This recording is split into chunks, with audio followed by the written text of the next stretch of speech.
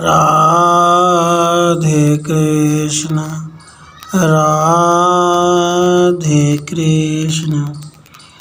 लाक्षागृह का दाह और पांडवों का सुरंग के रास्ते निकल जाना। वैशंपायन जी कहते हैं, जन्मेजय, पांडवों को 1 वर्ष से वहां प्रसन्नचित हो विश्वस्त की तरह रहते हुए देख पुरोचन को बड़ा हर्ष हुआ। उसके इस प्रकार प्रसन्न होने पर धर्म के ज्ञाता कुंती, नंद, युधिष्ठिर ने भीमसेन, अर्जुन, नकुल और सहदेव से इस प्रकार कहा, पापी पुरोचन हम लोगों को पूर्ण विश्वास समझ रहा है। इस क्रूर को अब तक हम लोगों ने धोखा दिया है। अब मेरी राय में हमारे भाग निकलने का यह उपयुक्त अवसर आ गया है। इस आयुधागार में आग लगाकर पुरोचन को जला करके इसके भीतर 6 प्राणियों को रखकर हम इस तरह भाग निकले कि कोई हमें देख न सके। महाराज, उसके बाद एक दिन रात्रि के समय कुंती ने दान देने के निमित्त ब्राह्मण भोजन कराया। उसमें बहुत सी स्त्रियां भी आई थी। भारत वे सब स्त्रियां इच्छा अनुसार घूम फिर कर खा पी लेने के बाद कुंती देवी से आज्ञा ले रात में फिर अपने अपने घरों को लौट गई। परंतु देव इच्छा से उस भोज के समय एक भीलनी अपने 5 बेटों के साथ वहां भोजन की इच्छा से आई, मानो काल ने ही उसे प्रेरित करके वहां भेजा था। वह भीलनी मदिरा पीकर मतवाली हो चुकी थी। उसके पुत्र भी शराब पीकर मस्त थे। राजन, शराब के नशे बेहोश होने के कारण अपने सब पुत्रों के साथ वह उसी घर में सो गई। उस समय वह अपने शुद्ध बुद्ध खोकर मृतक सी हो रही थी। रात में जब सब लोग सो गए, उस समय सहसा बड़े जोर की आंधी चली। तब भीमसेन ने उस जगह आग लगा दी जहाँ पुरोचन सो रहा था। फिर उन्होंने लाक्षागृह के प्रमुख द्वार पर आग लगाई। इसके पश्चात उन्होंने उस घर के चारों ओर आग लगा दी। जब वह सारा घर अग्नि के चपेट में आ गया,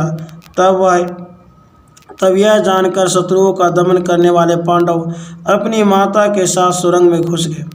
फिर तो वहाँ अग्नि की भयंकर लपटें उठने लगी। भीषण ताप फैल गया। घर को जलाने वाली उस आग का महान चट सब सुनाई देने लगा। उससे इस नगर का जन समूह जाग उठा। उस घर को जलता देख पूर्ववासियों के मुख पर दीनता छा गई। वे व्याकुल होकर कहने लगे। पूर्ववासी बोले, अहो, पुरोचन का अंतःकरण अपने वश में नहीं था।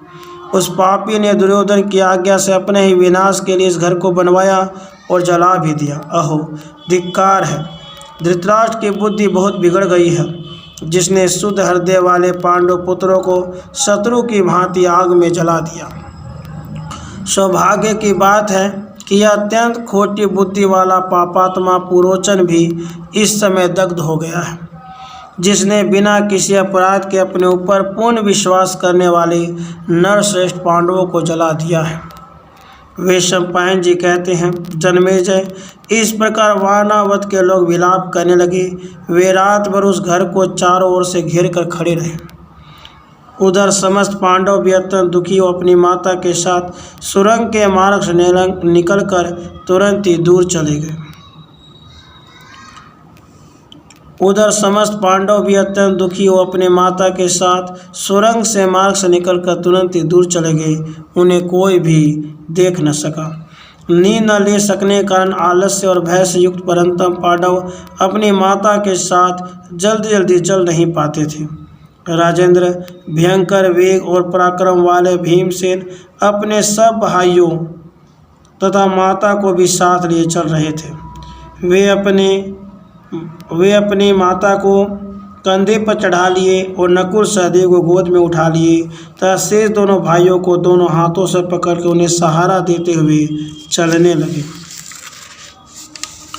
तेजस्वी भीम वायु के समान वेगशाली थे।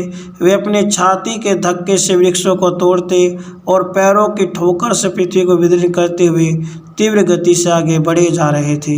इस प्रकार श्री महाभारत आदि पर्व के अंतर्गत जतुग्रह पर्व में जतुग्रह दाह विषयक 147वां अध्याय पूरा हुआ।